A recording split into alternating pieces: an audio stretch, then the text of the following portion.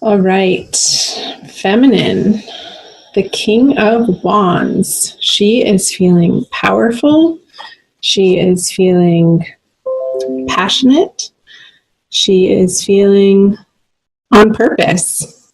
The king is elevated to his highest state of being able to express his most inner desires in a very effective way out into the world. And he's facing the masculine. So the feminine is looking in May towards the masculine energy. So that's either physically in a manifest form, like literally to another human being, or looking or expressing herself out in the world in a more masculine manner, taking action, taking the lead on projects or in any area of her life.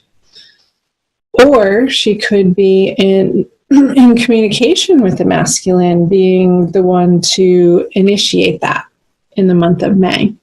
Let's see where the masculine stands. The Ten of Cups in reverse. He is perhaps not feeling receptive. He's feeling like his hopes and dreams are a little shattered or lost or confused or sort of in a fog, not clear. Getting a sense of the masculine not having a very deep focus on exactly what he wants and what he is able to bring to a relationship during the month of May. And a little forlorn. I'm getting this energy from the masculine of a little bit of hopelessness, and not a lot of excitement or pushing forward with the Ten of Cups in reverse. Like his hopes have been dashed in some way. So let's keep reading, and the other cards generally illuminate these middle cards here. So let's see what's in his subconscious. The Page of Swords, the feminine has the Knight of Pentacles. So two people. Somebody else got the Knight of Pentacles in the feminine unconscious. It was an earth sign. It could have been Capricorn. I don't remember. Anyway, you might want to check out the Capricorn reading anyway. So the Page of Swords for the masculine in his subconscious realm is feeling a little bit fighty, a little bit aggressive, maybe like he's on edge about something in his world right now. And there's a sense of anger just below the surface that isn't even necessarily about anything to do with what's happening in the present. I feel like it's old stuff bubbling up to the surface right now that maybe he hasn't dealt with in a direct manner that could be affecting his everyday experience of the Ten of Cups being in reverse.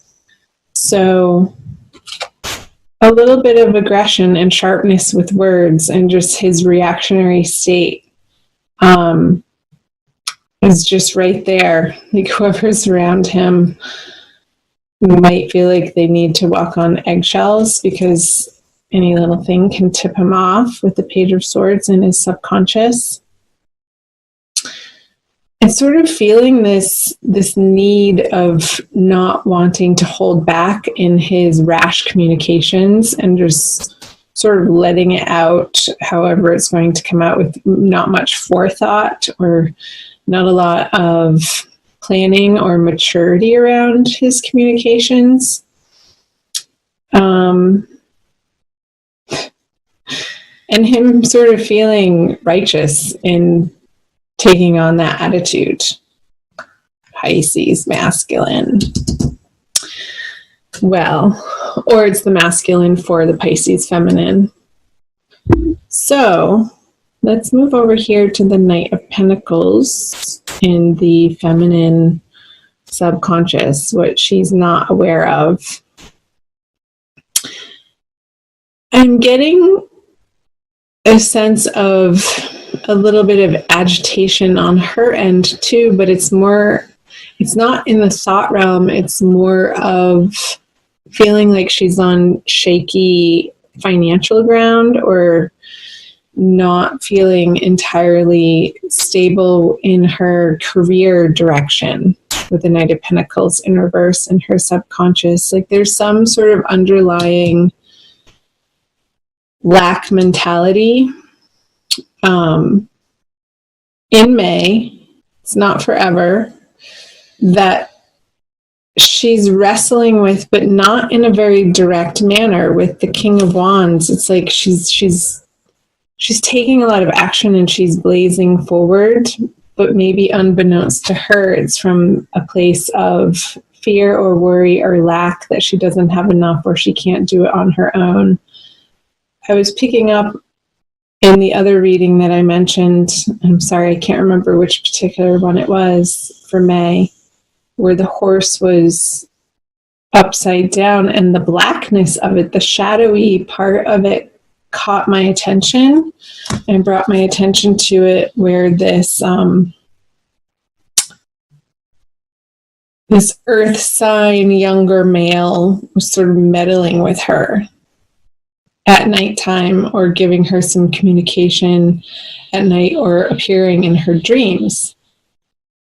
Now that could be the case for the Pisces feminine as well. I'll look back, you guys, in the recordings that I've already done for May. I haven't done all of them yet, and I'll find that video and I'll post it in the description box for you, so you can cross-watch that. Because I feel like those messages are also going to be pertinent for you to take a look at.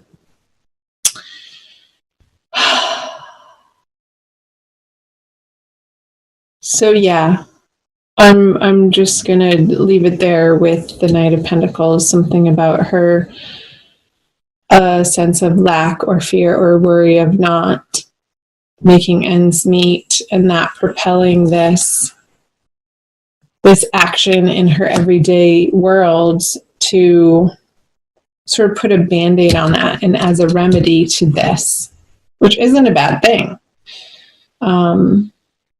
Sometimes necessity breeds some really good action in our lives.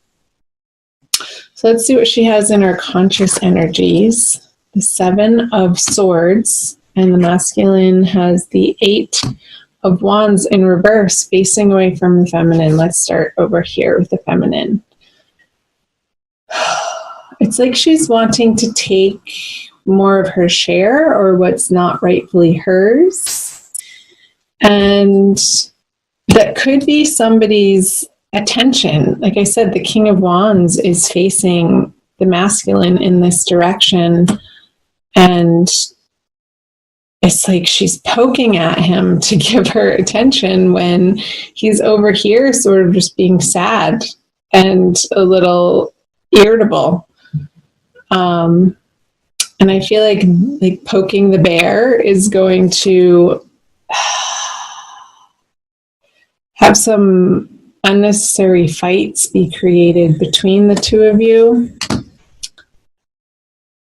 And it's going to have the masculine over here retract back. He's retracting back his communication with the 8 of Wands in reverse, and his conscious energy away from this partnership into a different direction. For the time being, that's not necessarily a bad thing, because if there is a type of communication where you're just going around and around in circles and nothing is getting resolved and it's just crazy making, sometimes what needs to happen is one or both of you need to hit the pause button and take a breather, take a break. So let's keep moving on to what the feminine brings. Is the 3 of Wands. Is like she's really impatient. She wants to move forward with something with a masculine, and let's see what is being met with. The Sun. Okay. And it's like his playfulness and his laissez-faire, carefree attitude is what he's presenting to her, but without like doing, in her eyes, doing the serious work of what the real communication needs to be. It's like he wants to avoid that, and he just wants to be playful and goofy and fun and not really dive into the seriousness of these conversations of what she wants to address on this heavy level. And it's like this mismatch. I feel like it's going to have the feminine energy feeling like, okay, well, should I just pack up my wands and battle it out somewhere else with somebody else who's going to take me on a more serious level here? But she still is looking in the direction of the sun. So let me look at these. I feel like the burdens that she's carrying toward the masculine isn't even about him. It's like she's carrying these swords, these thoughts, beliefs from another relationship, and she's sort of dragging them with her in what she feels important. And they're actually not. They're actually encumbering her from meeting him in the sun energy over here on his side. And maybe that's why he doesn't want to engage in that type of communication. Like he's just sort of putting a squash on it with the 8 of Wands in reverse, being like, no, come on, baby. I just want to have fun. I just want to be free and feel free and not burdened and encumbered with these heavy sort of guilty feelings in whatever area of life. And I feel it could be around sexuality. Being on top of the King of Wands here. Like there's some sort of body shame from a past experience that the feminine still hasn't fully healed from. And that could be where the Knight of Pentacles in reverse in her subconscious is coming from, in a materialistic sense, like in a very grounded, earthly body sense of this inner conversation of maybe somebody in the past shamed her body, or she has this inner belief that she's not beautiful from the inside out. And when he tries to tell her that and wants to take her in all of her femininity, and she wants it too with this King of Wands card, but it's like this 7 of Wands is inhibiting her from traveling through and accepting that message of the sun from her counterpart, from her divine lover. So comment below if that's resonating for any of you. I'd love to hear. Let's flip over your conjoined outcome energy cards, the Emperor.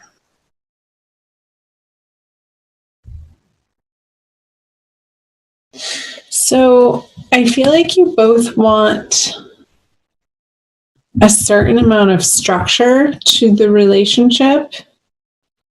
And it's almost like I want you each to rely on the feminine, to rely on this King of Wands energy, where you're very grounded and centered in your desires without letting this 7 of Wands conversation get in the way of that, and be able to move through the 3 of Wands towards the Emperor, meeting the masculine through the sun energy in his playfulness. And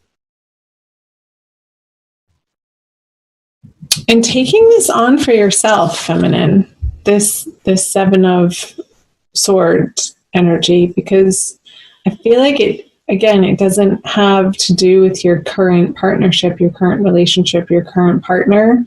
Like, see how he's, I don't know if you can tell, he's looking in the other direction, pulling these swords with him. And it's like these two swords here are these two individual people from the past, and it's you and another person, and what you're bringing with you is all this junk that you don't need to. From this past, maybe even a little bit mentally and emotionally abusive relationship. And it sort of gunked up your thinking in a way that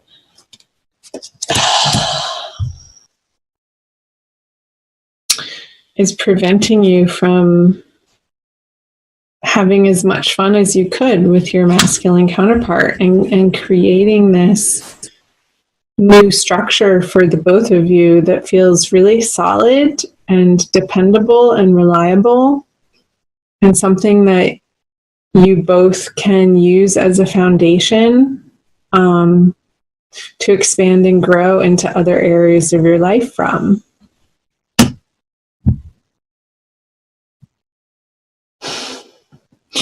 So I'm seeing the two rams here, to the two ram heads, and the amount of rock and stone and concrete, and how he's wearing his armor.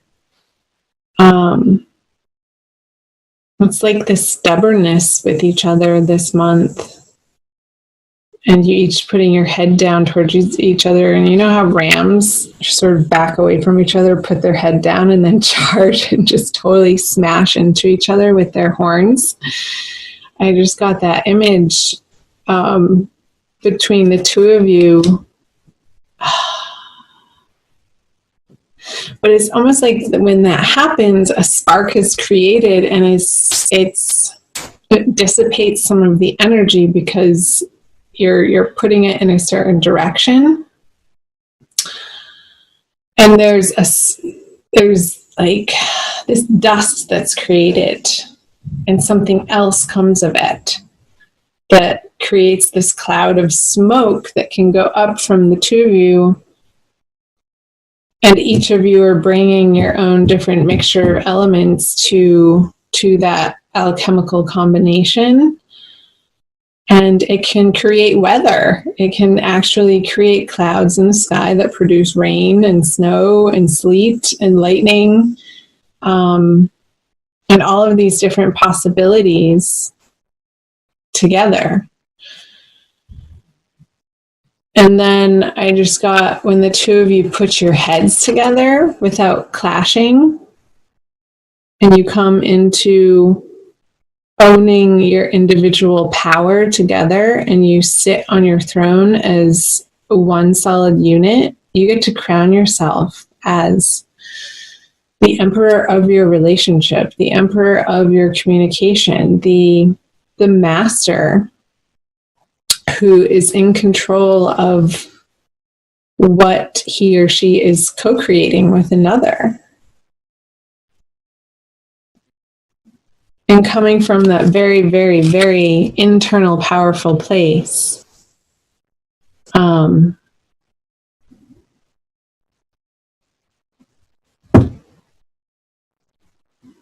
So click your heels together. I just saw him like clicking his heels together.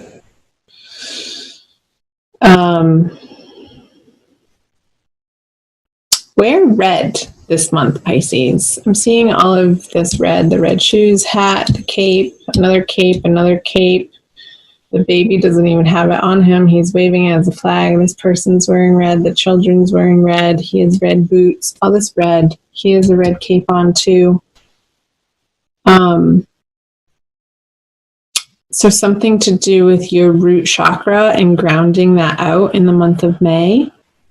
I'm going to pull a Crystal Wisdom Healing Oracle card for you, since I said the word chakra, by Judy Hall. For your Oracle message for the month of May, Pisces.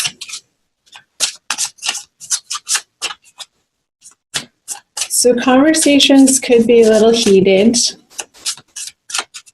Watch your words, watch your reactionary time. Take a breath before you speak and ask yourself, is this true